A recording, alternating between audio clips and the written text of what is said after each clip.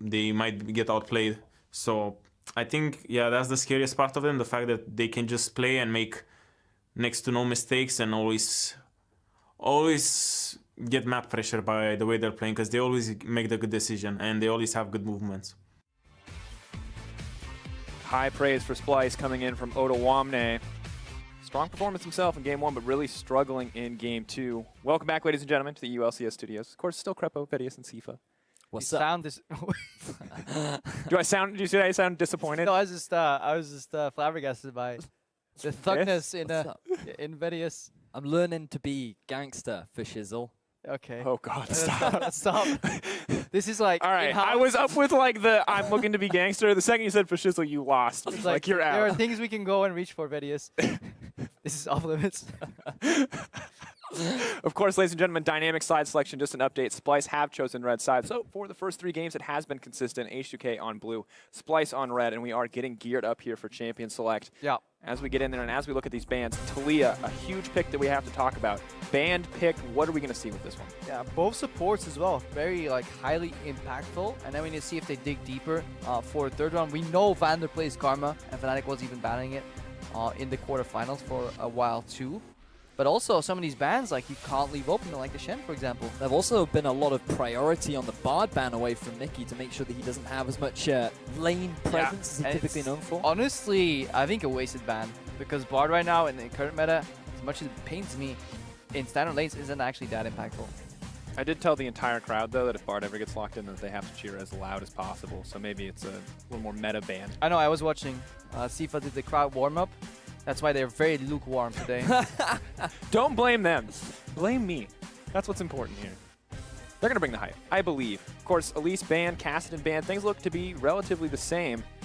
Now, I mean, if we say the same bans again, I don't see any reason why we won't just see the same pick ban phase repeated exactly. I mean, there's always slight pivots. If you're wondering why this Kassadin ban comes out, it's just because it's a really solid counter pick on red side, but you don't want to pick it up too early on blue side. Also, whenever Kassadin's open, Talia is a champion you do not want to pick. Yeah, he does very well into champions like Vladimir, Talia, Aurelion Sol, because he is that assassin mage that, sure, he struggles in the early game, will typically get shoved in, but when you put him in a side lane, once you hit that mid game point, he just crushes so many of the mid lane matchups, which is why you really don't want to allow him to be that counter pick on the right. I'm going to predict the ban real quick here. I think Sivir is the final ban. Oh. Sounds like you've seen it before, Crepo. And of course, additionally, focusing back in on the Kassadin, Miss Crepo wows us all with his predictive power. 6-1 for Senkux thus far with that pick. 7 games and some phenomenal performances. But Odo taking his time here. Rek'Sai, Talia, Taric, Tahm Kench. These power picks that have defined the game for both of these squads. Honestly, it might be the Talia here. Yeah, that's the big deciding factor for H2K right now as to whether or not they want to prioritize picking up that Talia or whether or not they go for the Rek'Sai. And this will be a big deciding factor as to then how Splyce respond. Yeah, because that also means that Jankos will have the slightly weaker jungle in the early game. Like, Gragas and Rek'Sai are very close, but there's more liberty you can take with a Rek'Sai. There's like buffs you can skip, you know, paths you can alter, walls you can go over with tunnels without being punished too much. Like, yes, the Gragas can E over a wall, but that means he slows down the next camp that he walks up to. Time ticking down, waiting for the final lock-in.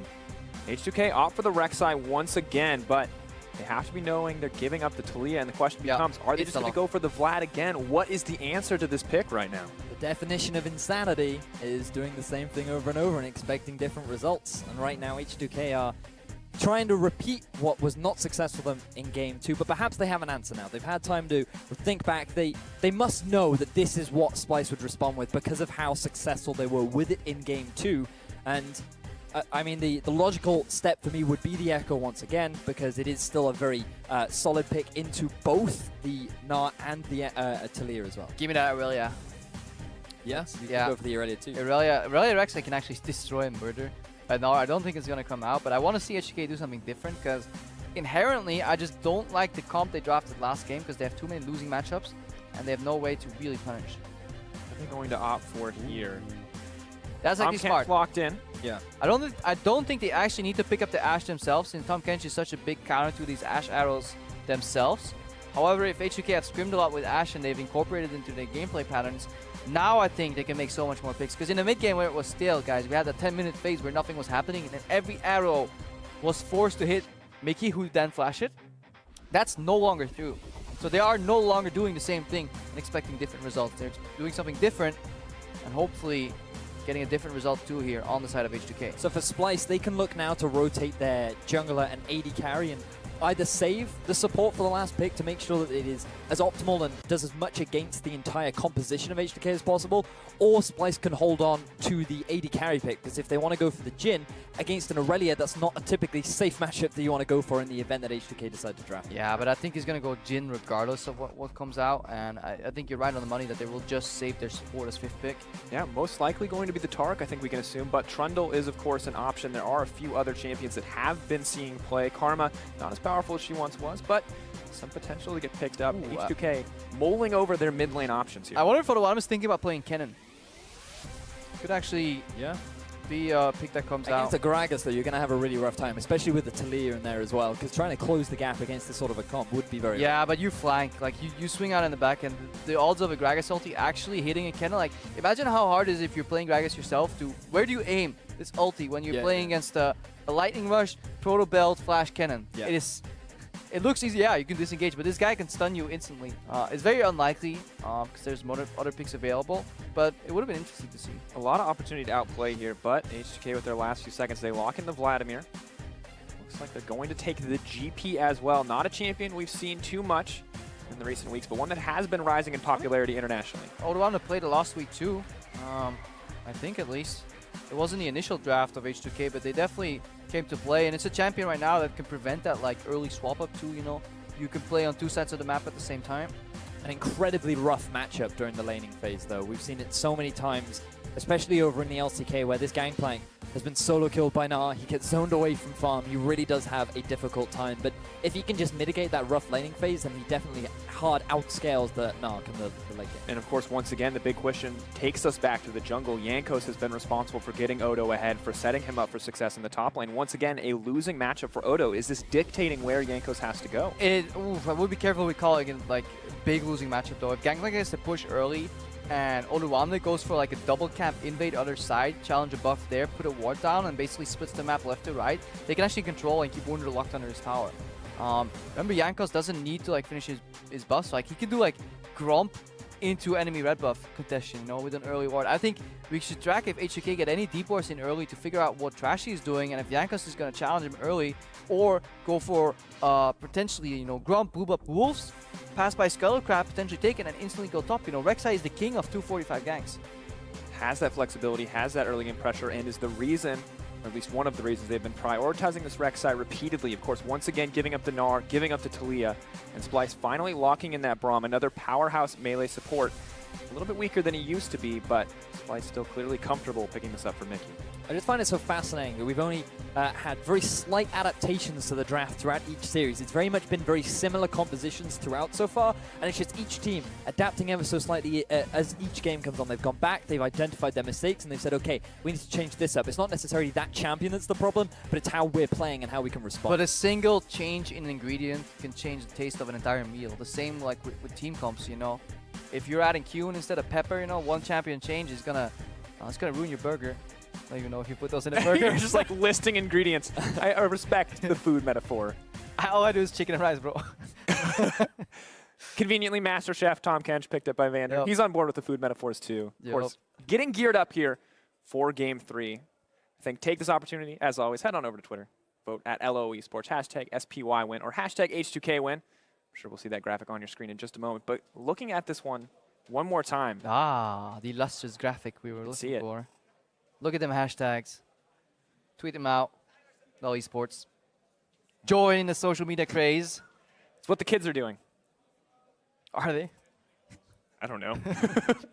I hope so, or I'm wasting my time tweeting. We have a small pause, guys, so camera comes back to us. Good look at Sifa. Hello. And Crepo. And Odoam, man. She's like, you know what? Man, we're not going to... Thank you, production. The subtle BM. It gives us more time to look at these team comps, though. There is... Honestly, engaging for H2K is going to be, again, you know, mainly up to Jankos or Forgiven with the arrows, whereas Splyce for such a skirmish-heavy team comp, because usually if you want to judge whether teams are good at skirmishing, is you pick any 2 random champions together, and you look at how they fight. So you combine Gnar and Gragas, skirmish as well. Braum plus Talia, you know, like you have passive procs, like there's so much things you can happen, whereas H2K, they want to go for the full blown out team fights late game with the Vladimir and the Gangplank, but they're going to require some time and some scaling, and they've shown if they don't really get a big gold lead early, that they kind of hesitate to control the map mid to late. Interesting, though, that the globals feel a little bit more balanced out this time around. Of course, you do have the teleport coming in from Gnar, the Weaver's Wall coming in from Talia, but now we have the Gangplank ult and paired with the Rek'Sai. So a little bit more opportunity for H2K to respond to map plays across, maybe stop some of the bleeding in the mid game that we saw from them in Game 2. And something we could see from H2K, in particular with regards to that global pressure, is the rotation that we've been seeing around this 5-minute mark. Because once the Gangplank hits level 6, if Splyce try to force a push, you can just throw that Gangplank ult down in the bottom lane, and you can mitigate a lot of that pressure. So you can get a big tempo advantage, you can get that first blood tower, and then you suddenly have a lot more control over the map. Alternatively, if somehow Rio escapes the claws of Senkooks, they can make a bot lane party too, or they can counter the Talia roam too. Like, imagine if Talia wants to dive roam bot, instead of having a Taric ulti as a blocker right now, you have the GP ulti as a potential blocker. Obviously, once GP ulti goes down, Wunder can lean on the matchup in top lane, but definitely need to keep our eyes on the on that global, and we're finally getting back into game. Game 3, 1-1 the scoreline as both teams leave the base. No queso this time around. Yeah, but look, they're aggressively. They realize that the main matchup that is influenceable by Jankos is going to be that top lane, so they're aggressively defending this ward. They send out Trashy as bait, and they hope that H2K kind of get greedy for the ward over the wall. Like, these little variations in level 1 starts always very fascinating for me to track, because I just remember playing in scrims, trying a new level 1 every time and finding a counter. It feels like every level 1 has a counter, and just it's like rock, paper, scissors. Adaptation. The only way you H2K. don't lose is if you don't play. Well, not looking to play this time around. Splyce, read the hand H2K puts out. Are just going to back off here and pull in as we start the laning phase. Or you become a caster, then you always make the finals. Yeah. Well, hopefully. It's okay, Greppo.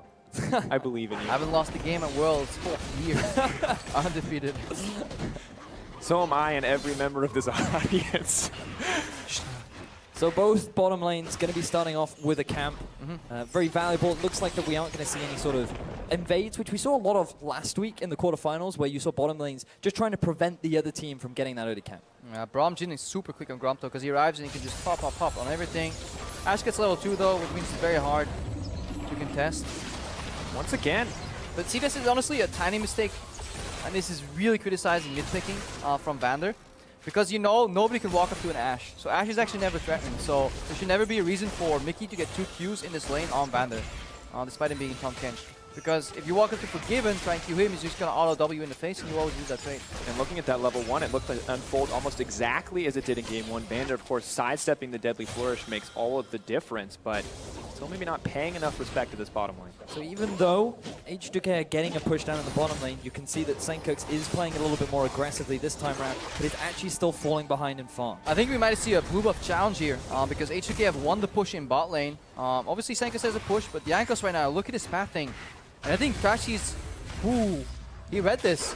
Trashy's reading Jankos right now, because Jankos is doing an exact mirror of what he did Game 1. This is incredibly well read by Trashy, because there's no way he should have that information. This is a complete guess. If he body slams over that wall and sees that that blue buff is gone, I mean, maybe it's the super standard pro play Rek'Sai path right now, where you hand off your blue to your mid laner, but see, considering Vladimir is the mid laner, doesn't really need blue buff that much, there is a realm where Jankos takes that blue buff early and Trashy finds himself out jungle completely. And you just see him move into the jungle. He does take the wolf camp in the end, guaranteeing some vision, but Trashy with the read there guarantees a decent amount of counterplay and gets the farm in the end. And he has the pressure on top lane now. Yeah, he does, because he's able to pick up the Scuttle Grab in the river, and given that Wunder already has pressure over Odo, constantly pushing him underneath the turret, this is something that Odo always has to be mindful of, as H2K are pushing extremely aggressively in the bottom half of the map, but Jankos is doing exactly the same thing. Posturing around this bottom lane, something that Splyce's bot always have to be careful of. Huge showing of confidence from H2K on the bottom side. They know they've got Jankos to back them up if they need it. And the top lane matchup, as you mentioned, finally in favor of Wunder here in the early game. No pressure needed. Alright, Jankos must have told his team though that he's taking his jungle far too easily, and Trashy has to be on the left side. That's why Oruane really wants to aggressively deny this wave from going in, and he also has that ward behind him, because he's at risk of getting dove. Taking a bit of poke here in the mid lane. Got to keep your eyes on Jankos once again, though. Global Hawkshot came out as well. They're trying to spot Trashy and see if he's putting any gank paths out if he's trying to challenge the top lane matchup. But so far, everybody went even. Very even so far in the early game. And what we're likely going to be seeing is a little bit more farm focused, because remember that H2K do have a very scaling composition. They don't necessarily have to force big objectives in the early game. As long as they can get through a laning phase relatively unscathed, then this is an advantage for H2K. Splyce have a similar position, but they want to try and build more of an advantage in the top lane because they have the Gnar going up against the Gangplank. This is where Trashy should really look to put his focus. So if we're going to see any aggression in the early game, that's likely where we'll see it. Yeah. Raptor check from Jankos, doesn't spot it. He is revealed though, so now Wunder knows it's Rexa in the jungle. The win condition for Splyce is honestly a 5-man party in bot lane after Gangplank abilities used. Senkix walking away here, not panicking at all. Good counter play too.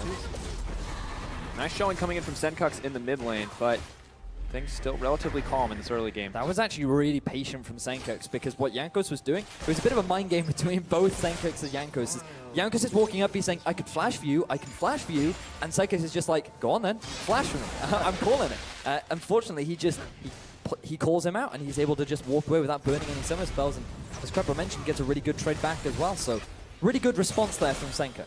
Splyce much more at ease in this game 3 of the series rather than game 1. Trashy right now shifting his focus to the bottom side of the map. He just got Wunder a great start in the matchup. It isn't as like black and white hard counter matchup to Gnar in my opinion, because these guys are comfortably going even CS. Yes, there's the early pressure. The breaking point is a level 3 dive, but Odoamne either played around it or Wunder and Trashy forgot or failed to pull the trigger. Good little devour here. Region W. Right now, Splyce are putting pressure on bot side. If they can get the push in and threaten a potential dive, that could be one of their winning conditions. Interesting that we look at those win conditions, because H2K seem like they could be content having a relatively passive early game. Got this Gangplank steadily scaling up and going to continue to be a bigger and bigger threat. Now this was something that you mentioned in game 1, Crepper, where you just have Senkux sit in the fog of war, and because of the ward that was entering the river for H2K, they spotted Senkux roaming down, and that's why you saw the immediate hawk shot from Forgiven saying, all right, let's just track Senkux, see what he's trying to force down in the bottom. And Forgiven having a pretty powerful laning phase as well. You can see him running out of mana, but on the opposite side, Hobby and Mickey running out of health to a certain degree, but it's rinse and repeat in the mid lane. Senkux is knocked up. Flash back to safety, and Jankos continues to lay down the pressure, but there's a party in the bot lane. Vander, 3 stacks in the concussive blows, is going to make it out, but the GP ult is coming in. Forgiven no mana to keep this chase going, but Vander not deterred. Flash out from Mickey. Ryu now on the back lines. Are they going to look for the dive? Jankos is here as well. Waiting for it.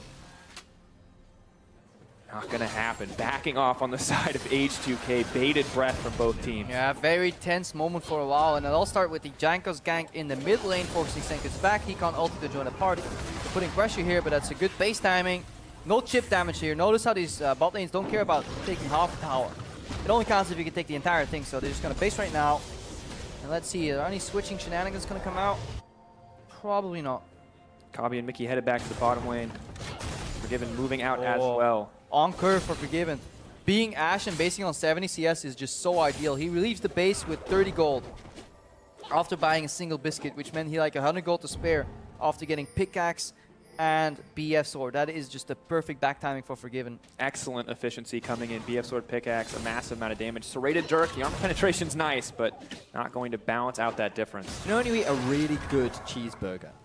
That was the face Crepo just made when he saw the item efficiency coming out from Forgiven. That's how happy this sort of efficiency makes him. How do you know how I look like when I eat a good cheeseburger? To be fair, he's not wrong. I saw you eat a good cheeseburger, JC. He's like, right, that is the... It was a good cheeseburger. Phew. Sometimes I miss America. The cheeseburgers. Continuing to trade. Queso level 1 at least here. Burger follows. Ooh, duel in top lane. Trashy's not moving. He got revealed. Love that new, well, not new, but like the fact that sweepers actually show you what's in the brush. Little silhouettes. Yep. Big silhouettes in the case of Gragas. Rather large silhouette. Big bone silhouette. I think we can just safely say.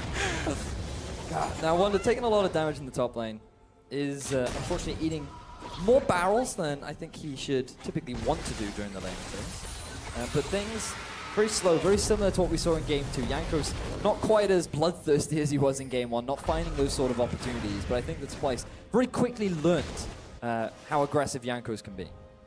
course, both TPs up for the top laners. The GP ult, though, as well.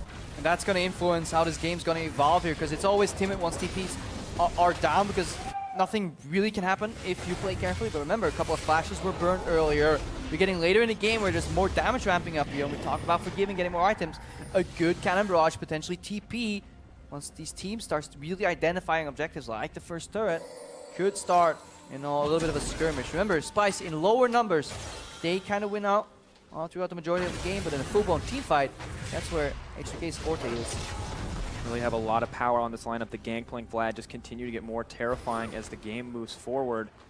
The passive play will eventually benefit H2K here, but Jankos maybe looking to make a play of his own. Is spotted out here. So something that is actually really interesting about Taliyah in particular is if you're under a bit of pressure, you want to make sure that you have as many of these worked grounds as far back as possible, because they give you bonus movement speed. So every time Ryu or Jankos tries to set up a gank in the mid, you actually have that additional escape ready just to get out of any dangerous situation. So that was a part of the reason as to why early on Senkux was able to avoid that initial gank that Jankos set up, and is part of the reason as to why Jankos is struggling to find another opportunity, because there's no hard CC in the favor of Ryu. It's all on Jankos landing that knockup, and because you get that extra bit of movement speed further back near the turret, it means that you're a little bit safer in lane. Yeah, and this pressure that Wunder has on top really isn't amounting to anything. Top lane turret is still 100% HP, I feel.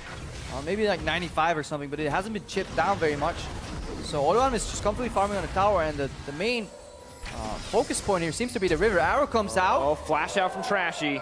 He's not going to risk that one.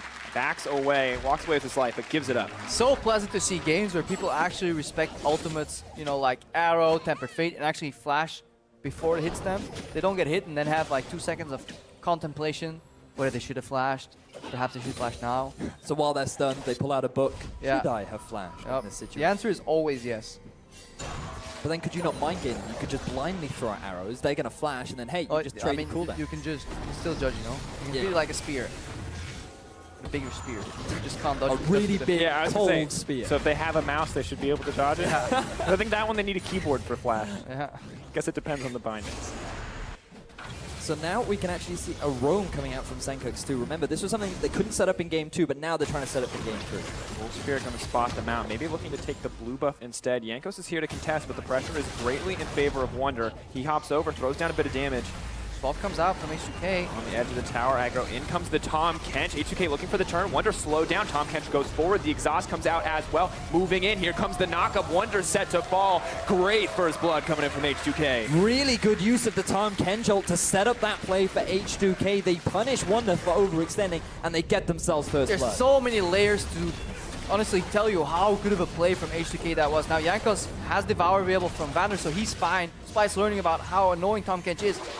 That move from Splyce was in the making for such a long time. Aggressive, winning top laner, check. Global ultimate mid, jungle access top because you're pushing. All leads to Oduwamne being dove and destroyed in the top lane. So H2K, they predict this, or they just make sure that that doesn't happen, and they send their laners to the top lane. Look at this. This dive is like, Splyce is so happy that they're going to pull this off, and then suddenly they see Tahm Kench ultimate being cast. Wunder has to flash out, but then Vander flashes afterward, and despite the disengage, another tunnel, you know, layers of engage coming out. Super well played from the Splyce, from the H2K team here. And we talked about the risk of getting this Gangplank ahead during Champion Select, and now that he has already completed his Trinity Force 13 minutes into the game, this is monumental for H2K, setting up that 1-2-1 that they're going to want later on into the game, and it also just significantly increases their teamfight prowess, so they can look to force objectives like the Dragon and like the Rift Herald should they want to go for them. Yeah, but still no first tower down, and that is usually the biggest swing in these games. A lot of tension around potentially defending, rotating, taking that turret down. Trashy and Jankos. It's like they meet in the river every 30 seconds to a minute or so. They must really miss each other. Trading blow for blow here, matching each other's pressure, going for the occasional hug. It's very even. Started out like such a Jankos-dominated matchup, but Trashy's been bringing it back. Getting a little bit better game after game, reading his opponent's plays. Fan vote slightly in favor of H2K. I feel like we have seen it swing back and forth throughout the day, but I know that the analyst desk was certainly in favor of H2K, and after a start like this, things are looking promising, but it's still difficult to confirm that they will be able to close things out. With a more scaling composition, you could argue then Splyce definitely in their favor right now, working well towards those mid-game power spikes that they're so well known. Yeah, but they need to find a good skirmish here. Jankos doing a really good job revealing Trashy constantly, so he can't surprise anybody. And chip damage on turret. There is teleport though on Wunder, who has a rage bar about like 70% here, so no deep wards, just that ward here in the lone Kaibush. Be all available potentially for the dive, and you can see Splyce looking to control their side of the map, looking to control everything. 3 pink wards in those inventories. I think they're going to swap the map here. Splyce, they should probably already going to return to top lane. This is where you usually should just see them return to bot, because they may just lose the turret. Splyce are so determined not to give up this first blood gold tower. We saw it in game 1, and right now they're just trying to mitigate the pressure coming out from Forgiven and Vander. But bear in mind, Wonder's still exerting pressure himself at the bottom as Senkux comes from a row. Weaver's wall, Odo. It's only going to be the 1v1 though. Wonder zoned out, and that means nothing going to come from it in the end. Honestly, a bad wall by Senkux. Should have gotten more of that. Somehow though, they're with aggression on bottom and top lane at the same time. Burton call. H2K not in a position to respond. That's because Ryu's not involved at all. He was mid pushing in, so he is the Lone Ranger to solve this. Now Wunder is trying to finish his turret because Senkux had to leave.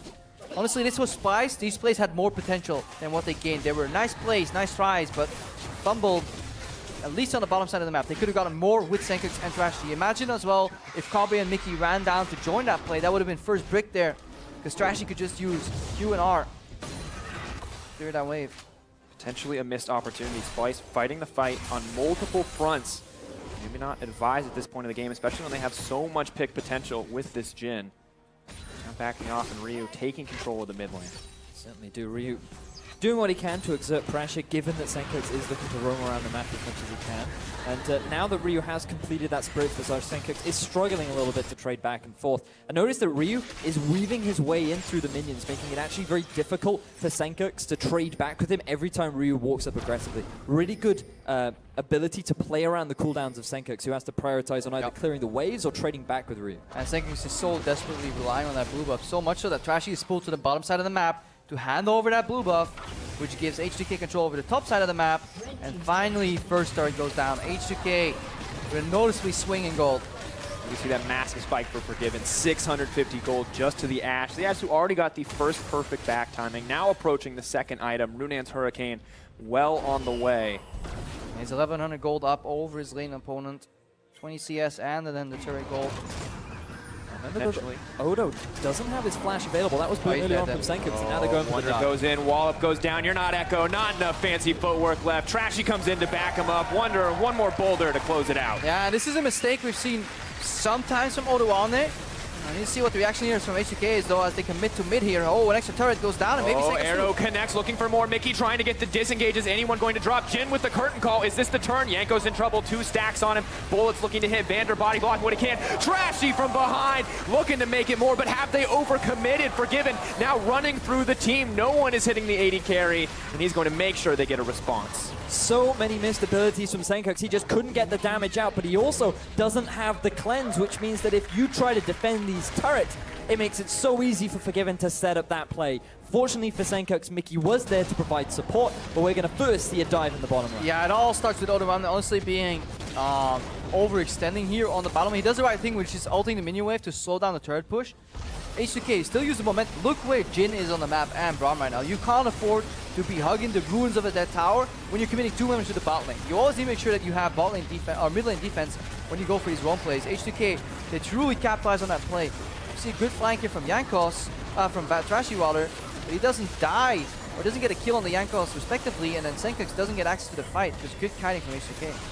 The thing about Trashy is he's actually decided to go for the Runic Echoes build, which means that you're so much squishier on that Gragas early on. You think that you're this big, beefy tank, but when you dive into 4 members that all suddenly turn their attention on towards you, especially when you've got an exhaust on your face too, it just means that it's a very easy pickup kill for H2K, who also get themselves a turret. So what looked like a really promising play from Splyce in the bottom lane results in an overall net gain for H2K.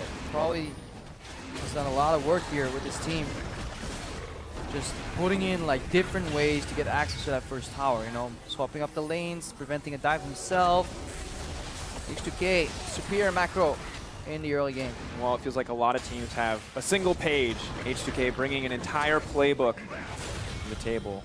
And Splyce, they're making moves to get back, but you can see how it has not counted much for anything. 2 towers for H2K, the tower first blood, a 3K gold lead backing them up, and Senkux now just has to follow the pressure, has to hold on to what he can, and he does not look very safe under this tower. Now we still have Wunder though, approaching his 2-item spike. That's where Nara is strongest and where you can still bully Odoamne, because Odoamne is still dropped in that play. So that is one of the things that Splyce are looking on to get an advantage from, the pressure from Wunder into Odoamne.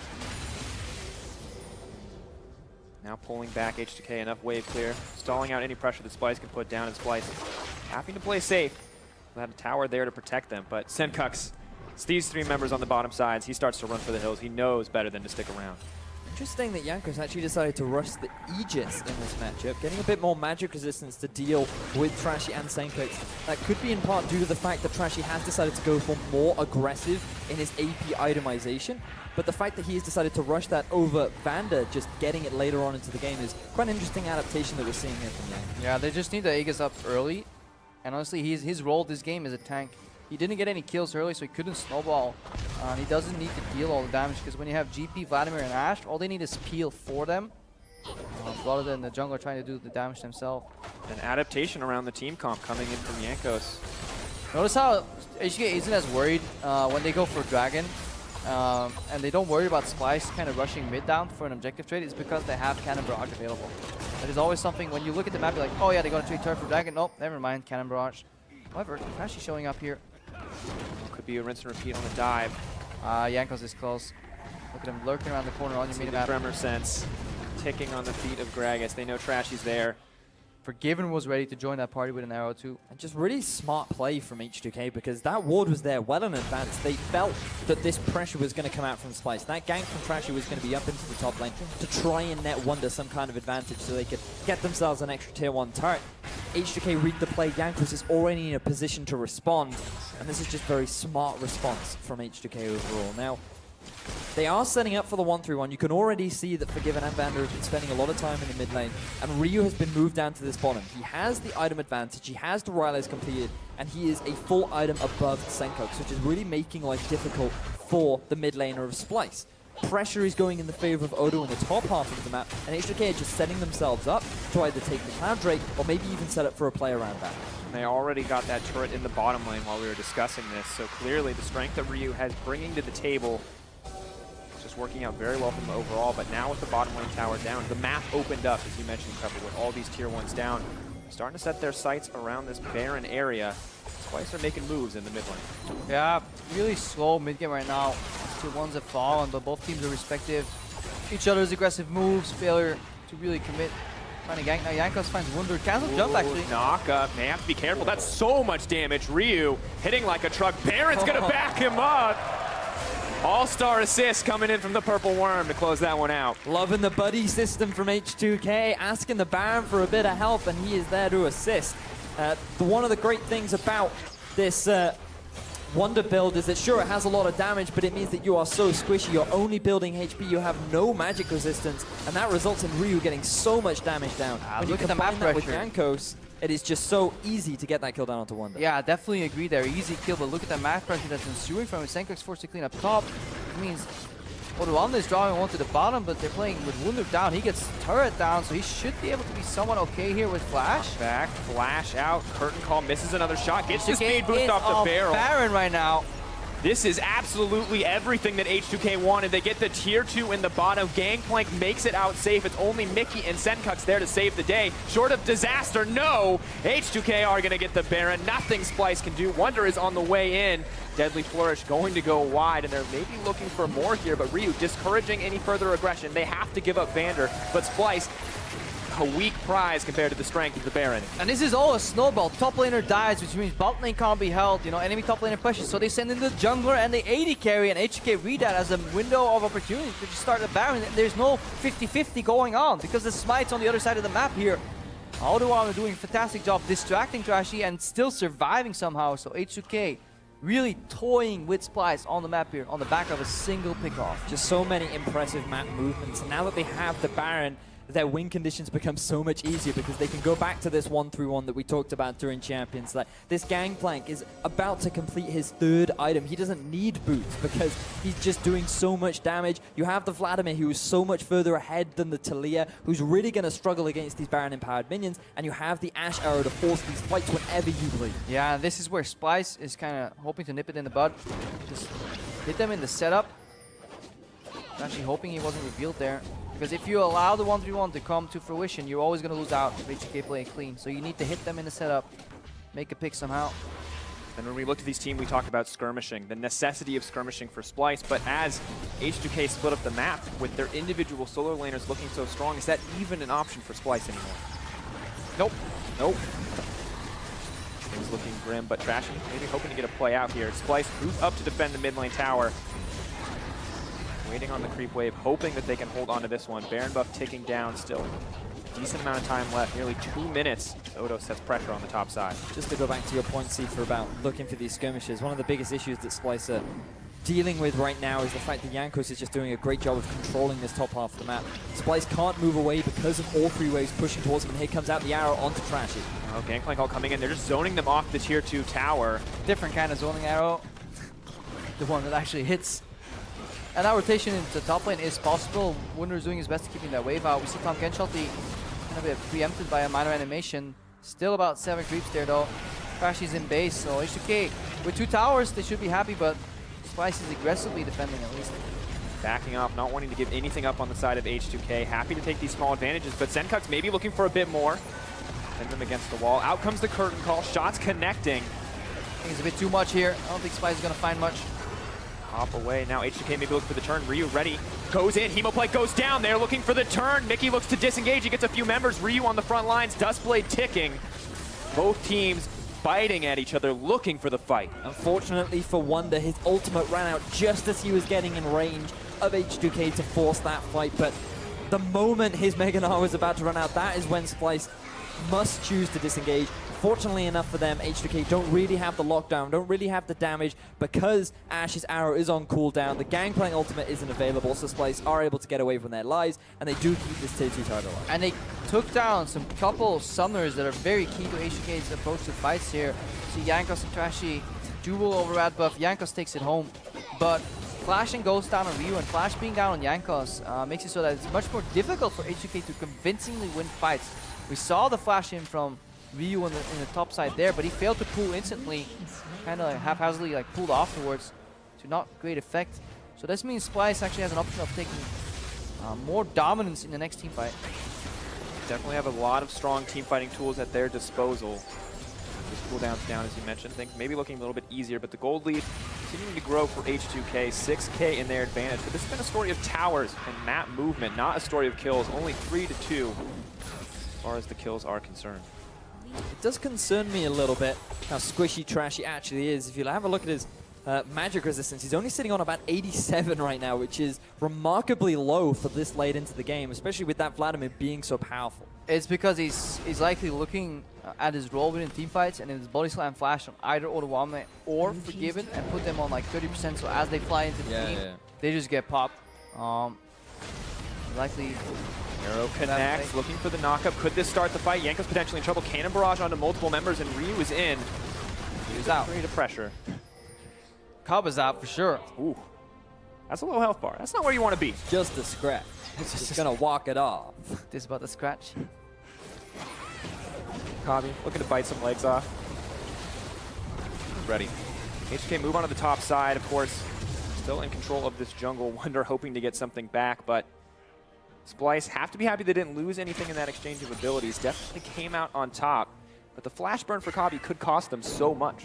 H2K didn't really gain that much off the Baron. They did get the tier 2 in the mid lane, but other than that, there's no real significant gains, which is going to further solidify their gold lead. I mean, it's a pretty solid gold lead, but as the game progresses, that gap is going to slowly start to close, and it's going to mean less and less for Splyce. Yeah, they had 1100 gold Baron power play. If it was accurate, it was in the top right corner of your screen, which is weird because the Baron power play starts at 1500. So they actually lost gold. I had 2 giggling stats coordinators in my ear. It was accurate. Of course, we'll get another shot at the Baron playoff power play. Maybe H2K looking to make it a little bit bigger this time around if they can secure it. Just a minute and 15 out, and the difference in itemization in the bottom lane is pretty astounding. You can see Forgiven, massive lead here. We have to give props to Forgiven here at an angry fan. Lashing out, guys. Forgiving is up over 2,500 gold over his direct lane opponent. And most importantly, he has 27 CS up over his opponent. And by all laws that dictate the game of League of Legends, which means if you have more CS, you are a better player. So Forgiven dominating the hashtag Kaba crew, we call him. The laws of League of Legends. Team Liquid will get 4th. Forgiven will win in CS. SKT will somehow make it to Worlds again. Except the season 4. Oh, that's true. And Liquid are already 6th or 5th. Well, they get 4th in Gauntlet. Come on, mate. Oh, yeah, of course, of course. There's another competition added at the end of the year right now. It's the secret. We just have enough competitions that eventually, eventually Liquid will end up in 4th. You could average it out, give them 2nd, and then because of the 2, they get 4th. That's stretching it, bro. Alright, what does Splyce need to do right now? How do they crawl out of this hole? It used to be Wunder beating Oduamne in 1v1, but scaling Gangplank, have fun with that. So he's peeled off. He's pushed in bot though. You see Yanko is kind of buddying up with Oduamne. They actually want to take down Wunder themselves.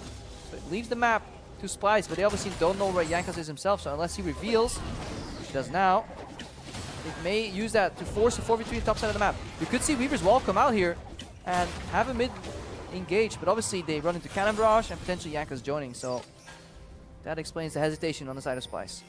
You have to be careful as well of the fact that you have no flash on the Jhin. Senkux will have his flash available in the next few seconds, but with him up in the top half of the map, it's going to take him a little while. He does have the ultimate to join the rest of his team as well, should they force a play. Baron is now live. The Cloud Drake is going to be spawning in about 2 minutes' time. Both objectives that either team could look to set up for, and right now H2K with mid control have been able to set up a fair amount of vision. All they need to do now is allow Oduamne back in the bottom lane. Wave is already pushing, so they've decided to send him up mid, so they don't have to expend the teleport. And if Wunder decides to go bottom lane, they just have a number of options where H2K can force it. Oh, Gangplank, Cannon Barrage comes in. Kabe in the backline is vulnerable. Ryu goes forward. Down goes Kabe. Vander looks for a snack. It's going to be Mickey. 1 shot, 1 kill coming in from Oduamne. Splyce looking to throw down a little bit of poke in return, but they lost so much there. Kabe not enjoying his life right now. No flash. Thinks he's safe in the mid lane. Cannon Barrage into flash knockup with follow-up. Denied access. No Baron for 6 seconds. This is actually a really smart play from Senkux because he's just buying time for the rest of his team to join in. They just need to stall out this Baron as long as they can until the rest of their team comes in. Yeah.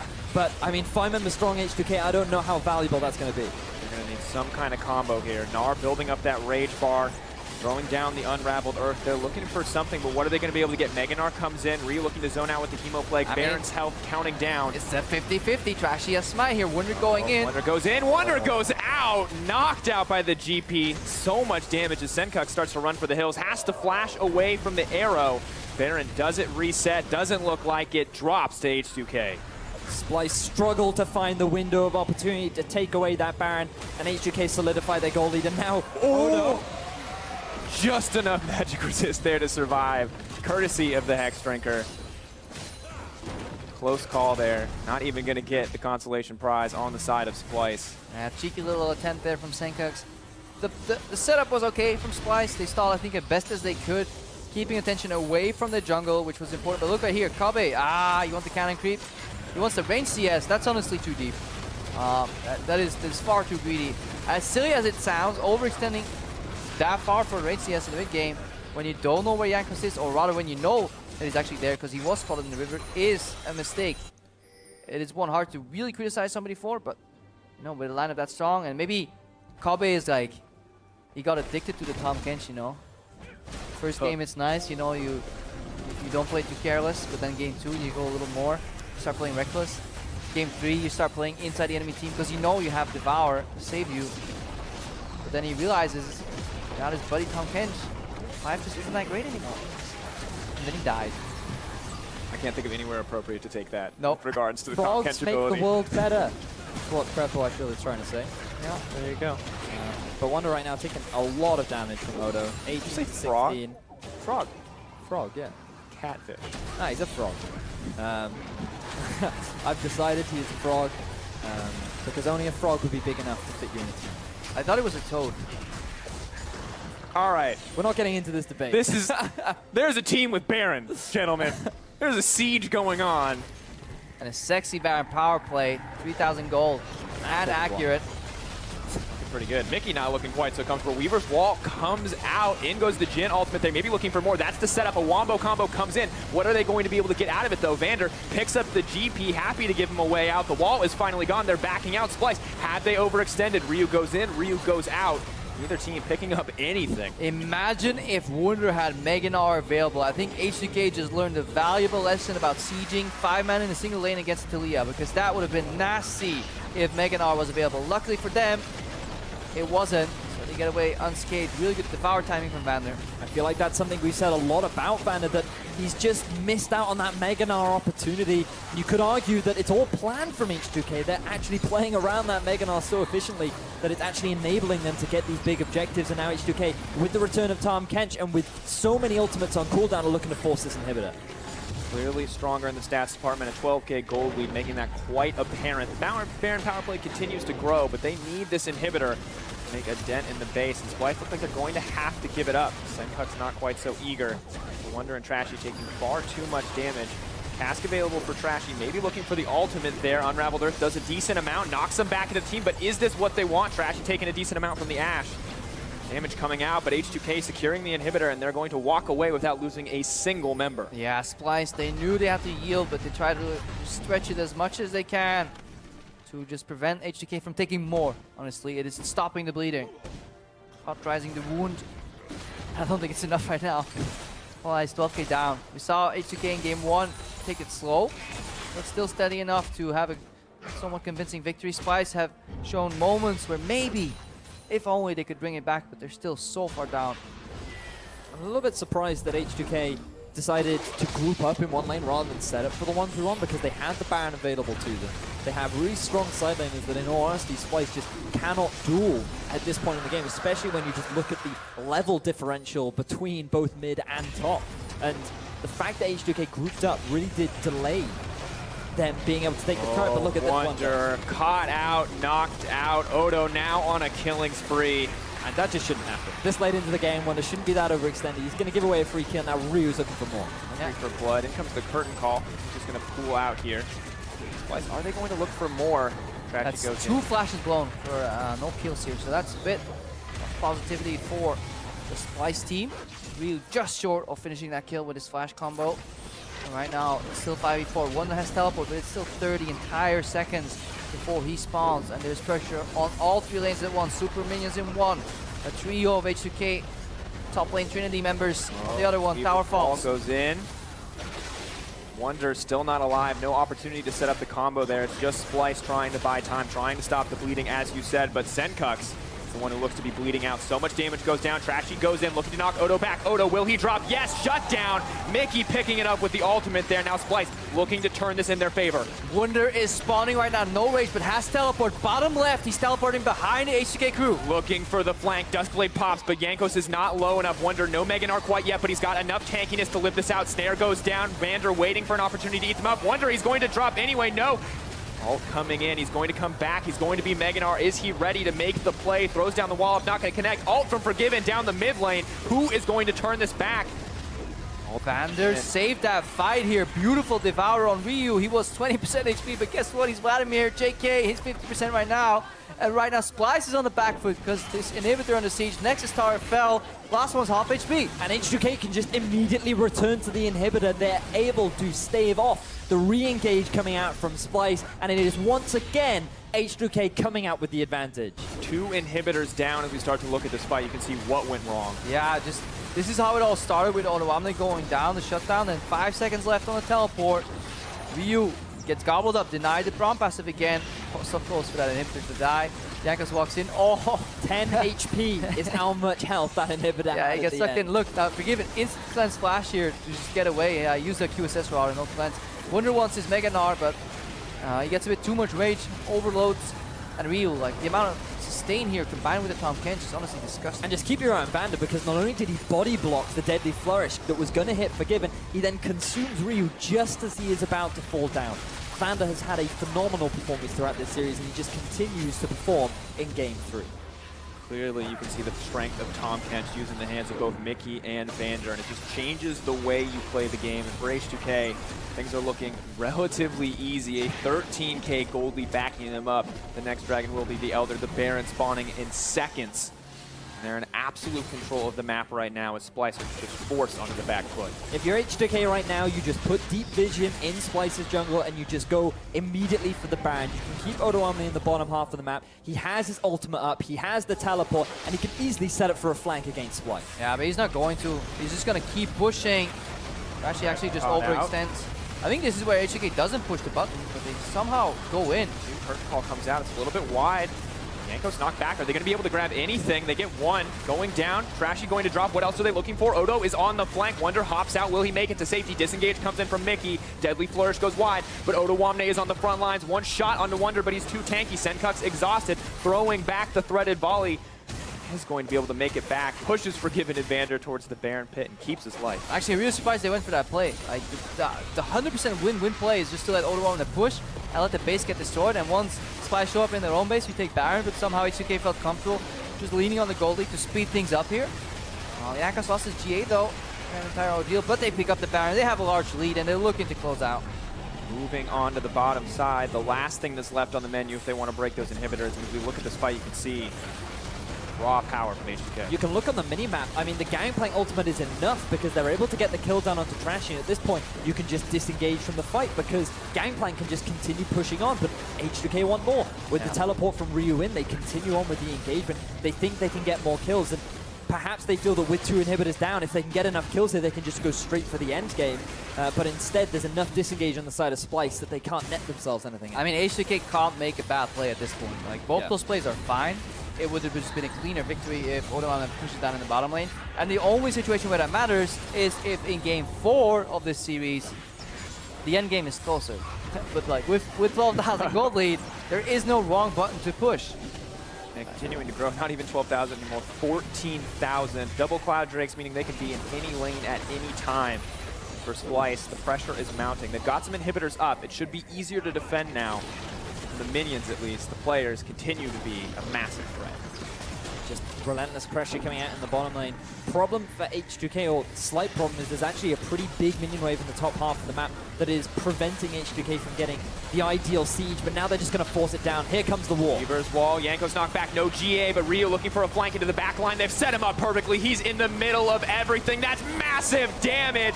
Double kill for the Gangplank, double kill for the Ash. Odo's looked so good right there. Such a fantastic ultimate, and H2K are going to take game 3. Commanding victory in each and every one of these games. H2K bring it back 2-1 over Splyce.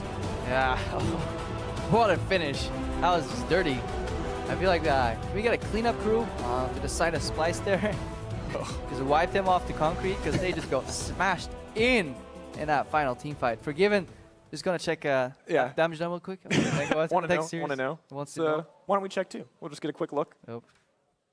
I mean, that final team fight is exactly how you want to close out a game, and just looking at some of the damage dealt, there was quite a lot of damage coming out from that Gangplank. Late game Gangplank, ladies and gentlemen. We talked a lot about it during Champions Select. We have to backtrack very early on to what we saw where things were going in favor of Wonder early on. We thought that we would see a very early dive come out. H2K predicted it. They responded with that really great roam from the bottom lane up to the top, and that's really where the snowball started for H2K. Yeah, that combined with the fact that Jankos was shadowing the right lanes at the right time. You're just looking around, checking if somebody was casually ganking the lane. I'm going to be honest, that surprised me.